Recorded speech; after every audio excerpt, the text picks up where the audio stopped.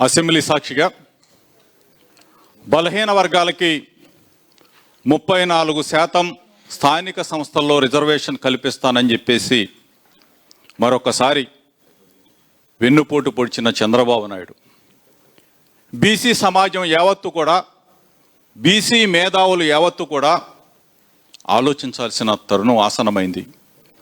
34% reservation ఇస్తానని చెప్పేసి ఒక తీర్మానం చేసి ఆ తీర్మానం పాస్ అయిపోయినట్టు, ఆ తీర్మానంతోనే 34% రిజర్వేషన్తోనే ఎలక్షన్స్కి వెళ్ళిపోయినట్టు చంద్రబాబు నాయుడు ఫోటోలకి పాలాభిషేకం చేయించుకుంటున్న చంద్రబాబు నాయుడిని మీ ద్వారా అడుగుతా ఉన్నా.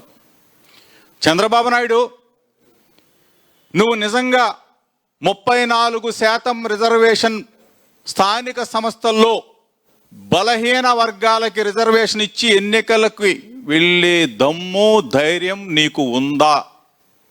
తేల్చి చెప్పని అడుగుతా ఉన్నా. మోసగాడివి, మమ్మల్ని మరలా మేనిఫెస్టోలో పెట్టి అసెంబ్లీలో తీర్మానం చేసి మోసం చేసిన చంద్రబాబు నాయుడు ఈరోజు 139 కులాలు, సుమారుగా 100 మంది నాయకులు, అభినవ పూలే జగన్మోహన్ రెడ్డి గారి నాయకత్వంలో మహాత్మా జ్యోతిరావు పూలే గారి ఆలోచనలు ఆశయాలని అమలు చేయటం కోసం జగన్మోహన్ రెడ్డి గారిని మరలా ముఖ్యమంత్రిని చెయ్యాలా, ముఖ్యమంత్రిని చేస్తేనే బడుగు బలహీన వర్గాలకి న్యాయం జరుగుతుందని చెప్పేసి అందరం కూడా ఒక్కతాటి మీదకి వచ్చి ఈరోజు పెద్ద ఎత్తున అతిరథ మహారథులందరూ కూడా ఒకచోటకి చేరి రేపు రాబోయే రోజుల్లో ఏ విధంగా జోనల్ స్థాయికి వెళ్ళాలా, ఆ తర్వాత జిల్లా స్థాయికి వెళ్ళాలా, ఆ తర్వాత నియోజకవర్గాల స్థాయికి వెళ్ళాలా, ఆ తర్వాత కులాల వారీగా కూడా అందరినీ సమీకరించి ఈరోజు 29 రాష్ట్రాలుంటే 29 రాష్ట్రాల్లో ముఖ్యమంత్రులుంటే బలహీన వర్గాలని బలవంతుల్ని చేశాడు. బీసీలని బ్యాక్ బోన్గా మార్చిన జగన్మోహన్ రెడ్డి గారి 5 సంవత్సరాల పరిపాలనని బలహీన వర్గాల ప్రజలు మొత్తం కూడా 2 సంవత్సరాల 3 నెలల కాలంలోనే మరలా జగనన్న కావాలి, మరలా జగనన్న రావాలి అని చెప్పేసి బలహీన వర్గాలు మొత్తం కూడా ఒక్క తాటి మీదకి వచ్చిన ఈ తరుణంలో ఇక్కడున్న అతిరథ మహారథులే కాకుండా చాలామంది పెద్దలందరూ కూడా వచ్చి రేపు రాబోయే రోజుల్లో అందరం కూడా కలిసికట్టుగా ఉంటాం. అక్రమ కేసులు అవ్వచ్చు, అక్రమ దాడులు అవ్వచ్చు, జైల్లో పెట్టొచ్చు, నిర్బంధించవచ్చు. ఒక పక్కన కారుమూరు నాగేశ్వరరావు, ఒక పక్కన కారుమూరు సునీల్, అప్పలరాజు కుమారుడు, నేను, నా తమ్ముడు, నా కొడుకు అందరం కూడా విరూపాక్ష అన్న, చింతాడ రవన్న, అదేవిధంగా రజనమ్మ మీద దాడులు, అదేవిధంగా అనిల్ సోదరుడి మీద దాడులు, అక్రమ కేసులు పెట్టాలా, నిర్బంధించాలని చెప్పేసి, అదేవిధంగా సోదరుడు రమేష్ మీద ఉప ఎన్నికల్లో దాడి. బలహీన వర్గాలంటేనే భయం పుడుతున్న చంద్రబాబు నాయుడు, వైఎస్ఆర్ కాంగ్రెస్ పార్టీలో బలహీన వర్గాలు గొంతు నొక్కాలన్న చంద్రబాబు నాయుడు ఒకటే చెప్తా ఉన్నాం, మా గొంతు నొక్కాలని నువ్వు చూస్తే ప్రజలు నీ పీక నొక్కుతారని చంద్రబాబు నాయుడు కొడుకు లోకేష్కి చెప్తా ఉన్నాం. ఈరోజు రెడ్ బుక్ అని తిరుగుతున్నావు. ఆల్రెడీ నీ రెడ్ బుక్ డెడ్ బుక్ అయిపోయింది. ఆ తర్వాత డెత్ బుక్ అవుద్ది. రాసి పెట్టుకో.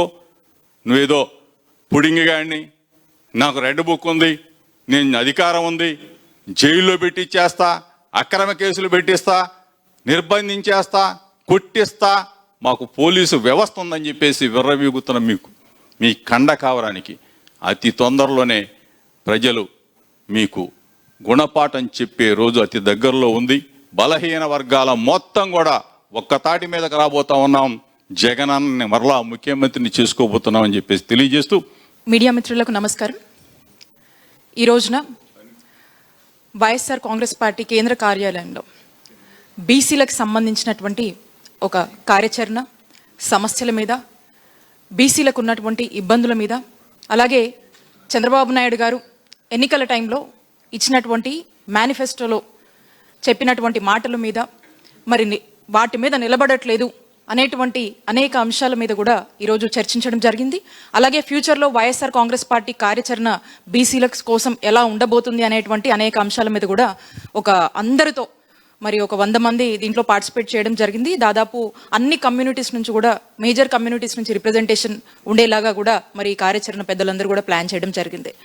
ముఖ్యంగా చూసుకున్నట్టయితే ఈ బీసీ మీటింగ్ సంబంధించి గతంలో జగన్మోహన్ రెడ్డి గారి హయాంలో బీసీలు బ్యాక్వర్డ్ క్లాసెస్ కాదు, బ్యాక్ బోన్ క్లాసెస్ అని జగన్మోహన్ రెడ్డి గారు చెప్పి వాళ్ళని బ్యాక్వర్డ్నెస్ నుంచి బ్యాక్ బోన్గా ఎలా మార్చాలి, వాళ్ళని ఎకనామికలీ పొలిటికలీ ఎలా స్ట్రెంగ్తెన్ చేయాలి అనేటువంటి అంశాల మీద దృష్టి పెట్టి ఆనాడు జగన్మోహన్ రెడ్డి గారు తమ 5 ఏళ్ల టెన్యూర్లో మనం చూసుకున్నట్టయితే ఓవరాల్గా కూడా 4.5 లక్షల కోట్లు డీబీటీ నాన్ డీబీటీ పద్ధతిలో సంక్షేమ పథకాలు అందజేసి మరి రాష్ట్ర ప్రజలకు మేలు చేస్తే అందులో మరి సగానికి పైగా ఉన్నటువంటి బీసీలు రాష్ట్ర జనాభాలో మరి వారికి సుమారు 2 లక్షల కోట్ల సంక్షేమ పథకాల్ని డీబీటీ కావచ్చు నాన్ డీబీటీ పద్ధతిలో వాళ్ళకి ఇచ్చి వాళ్ళందరినీ కూడా స్ట్రెంగ్తెన్ చేసి బీసీలు అంటే బ్యాక్వర్డ్ క్లాసెస్ కాదు అన్ని విధాలుగా కూడా స్ట్రెంగ్తెన్ చేసి అన్ని విధాలుగా కూడా వాళ్ళను అప్లిఫ్ట్ చేసేందుకు తోడ్పడడం జరిగింది.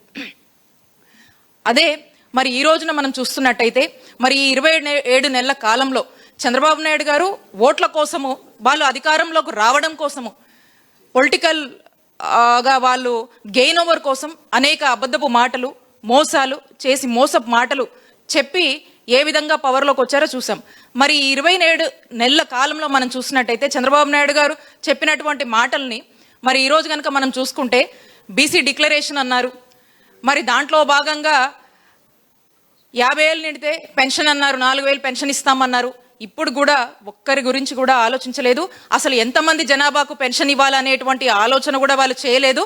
మరి ఎంత ఖర్చు అవుతుంది, ఏ విధంగా వాళ్ళ ప్లానింగ్ ఉందో, మరి బడ్జెట్లో కూడా దీని గురించి కేటాయించారా లేదా అనేటువంటి అంశాలు కూడా మనందరికి కూడా డౌట్స్ కల్పిస్తాయి. మరి ఇప్పుడు కూడా ఎలాంటి ఎక్సర్సైజ్ కానీ ప్లాన్ కానీ ఏమీ కూడా వేయలేదు. సప్లాన్స్ నిధుల కింద అంతిస్తామన్నారు. మరి వాటి గురించి కూడా ఎప్పుడు ప్రస్తావించలేదు. బీసీలకు రక్షణ చట్టం తెస్తామని చెప్పారు. మరి ఈ రోజున చూస్తుంటే హైయెస్ట్గా వైఎస్ఆర్ కాంగ్రెస్ పార్టీలో ఎవరైతే యాక్టివ్గా ఉన్నటువంటి బీసీల మీద పెద్ద ఎత్తున టార్గెట్ చేస్తూ పెద్ద ఎత్తున ఒక హరాస్మెంటు ఇబ్బందులు ఇంకా అంతకన్నా మించి ఇంకా ఏం చెప్పొచ్చో ఆ విధమైనటువంటి దాడులు మరి చేస్తూ ముందుకు వెళ్తుంది ఈరోజు మరి టీడీపీ.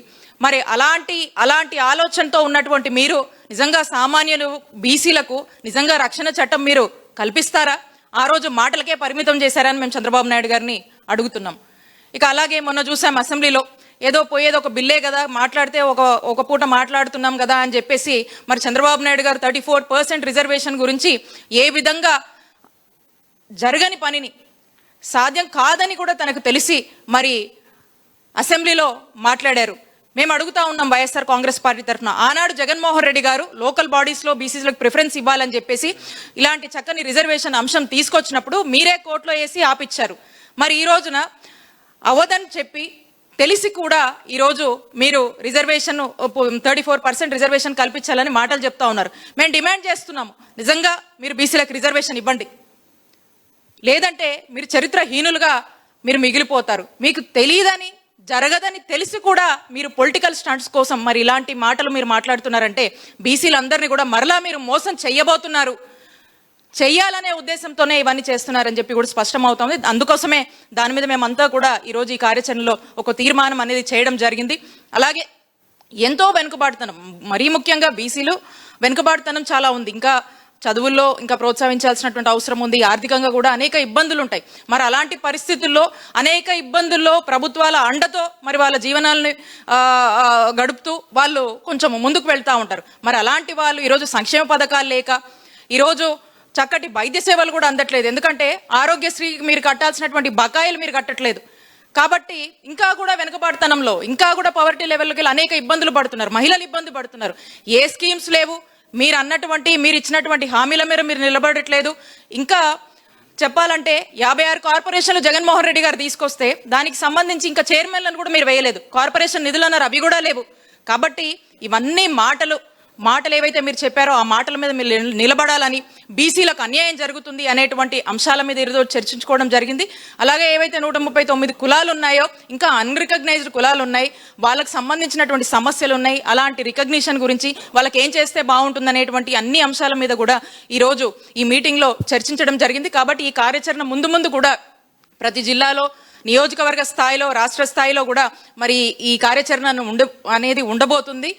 ఒకటి, ఆనాడు జగన్మోహన్ రెడ్డి గారు బీసీలకు మేలు చేశారు, అండగా నిలిచారు అనేటువంటి విషయం నిజం.